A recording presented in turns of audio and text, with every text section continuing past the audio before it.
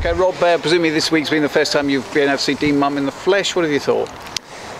Well, pretty much exactly what we thought, really. You know, he's obviously, if you've been here now watching us doing restart catching and bits and pieces, you know, he's a talented guy with the ball in his hands, and he's a good character around the place. You know, he's just got his head down and got on with things. He's been put through his places a few times now by the conditioners, and he's had a couple of full days of rugby training. You know, he was involved in a bit of contact and scrum work and line-outs today, and very much the full rugby session today. So he's pretty much up and running, quicker than we thought he would be. We thought it'd probably take a week to 10 days to get him to where he is now, just getting him back involved with rugby in the right manner, but he's turned up in good nick and he's pretty much ready to go. You know, it's a little bit of a shame we haven't got an A-League game this Monday to get him some game time, but you know, he's just like every other player here. He's going to have to be patient and wait his chance, and then when the chance is in front of him, take it and prove to everybody what a good player he is. When you're looking at players from abroad, how difficult is it to research them? Because you can't just go and watch them, can you? No, but I mean, you can get, you know, we probably watched 10, 12 games of Dean playing in the Super 15. I obviously spoke to him on the phone. You know, obviously we did a little bit of research around some people and contacts that we've got in Australia, ex-players who've been at the club, and everything was very positive. So, you know, we managed. We got a medical done over there with a top Australian sports doctor, and there was no real grey areas for us. I mean, obviously, until you know, even when you meet somebody face to face, you know, you can make mistakes. You know, it's a bit more about doing a bit deeper research than that over a bit longer period. And then, you know, we think we've got a good environment here that decent players will enjoy, and as long as they're a good character, they tend to get on, and he seems to have fitted in straight away.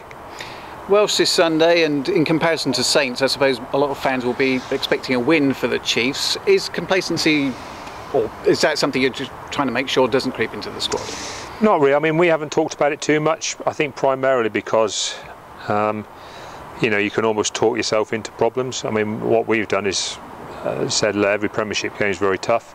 If you don't turn up in the right frame of mind, you're going to struggle. And we have exactly the tape we've got this week. You know, I don't think there's anything different or extra we can do, really. We've just got to go at it, hit it flat out, and if you hit it flat out, you give yourself a great chance. If you don't hit it flat out, the only thing you give yourself a chance of doing is losing. So I don't think there's any more pressure on us. I think the team under pressure are London Welsh, primarily because if you've got 6 points on the table after 2 games, you're in a lot happier place than if you've got no points on the table after 2 games. So, you know, yes, we'll be expected to perform up there, but at the same time, you know, we've got to go after it like a Premiership game of rugby and keep the pressure on London Welsh and make sure, you know, the Premiership for another 80 minutes is a tough place for them. They've had a pretty tough start, obviously. They're following a path that you burnt 3 years ago. How do you think they will find life in the Premiership? I think, I mean, I've watched their games and I can see they're learning as they go along.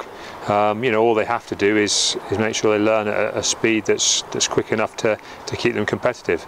Now, I can't make any comment on that rate of learning because I'm not involved in the camp, but you know, I can see little things changing. They're pretty solid up front, particularly in the scrum, which always gives you kind of a way into a game. You know, and they use a pressure defence, and they've got some big hitters in there who can, you know, kind of put pressure on you around the contact area, and all those things can add up, you know, when it goes right for you to make you a very competitive side. I think at the minute they've come up against 2 very good sides. My job on Sunday is to make sure they come up against the 3rd very good side, and that's what we've prepared for this week. We've prepared to be a good side. And what is the team news? Team news, I mean, we're pretty much where we were last week. Shuey's still going to be a little way off.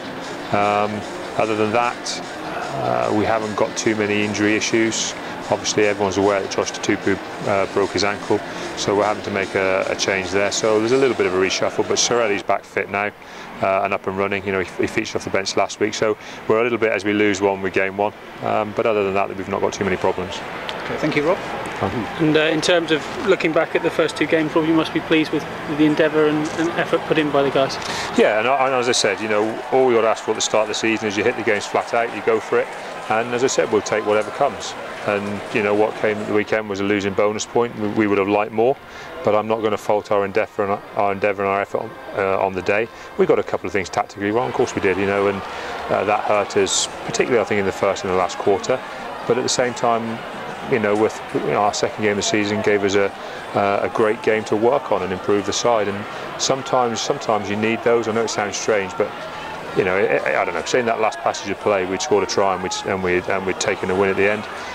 Probably, you know, a few things would have got papered over that were genuine issues for us. And you know, we've come up a little bit short, and we've dealt with those issues, and that'll improve as a side. So in a lot of ways, you know, obviously I wanted to win, but am I satisfied with our performance and where we're heading? Yeah, I am, definitely. You talked about in the aftermath there of the improvements that made certainly in 12 months. Yeah, well, I think that's all you can do. You know, you've got to look bigger picture all the time. You know, you get carried away with every single individual performance in every single game, and you know, you just kind of can lose your way a little bit. Globally, you know, we've beaten Sale by a bigger degree than we've beaten before.